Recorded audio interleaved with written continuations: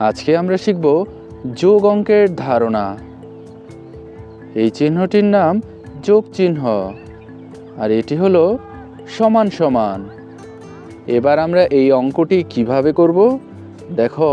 প্রথমে আছে 2, 1 2, তারপরে যোগ চিহ্ন দিলাম, তারপরে আছে 3, 1 2 3।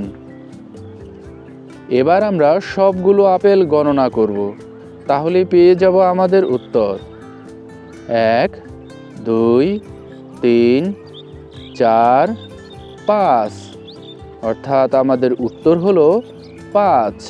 এখানে 5 হবে। তো তোমরা খাতায় অঙ্ক করার সময় আপেলের ছবি যদি না আঁকতে পারো তাহলে দাগ টেনে করবে, অথবা আপেলের পরিবর্তে শূন্য বসিয়ে করবে। আশা করি বন্ধুরা বুঝতে পেরেছ। পরবর্তী ভিডিও পেতে চ্যানেলটি সাবস্ক্রাইব করে পাশে থাকা বেল আইকনটি বাজিয়ে দিও।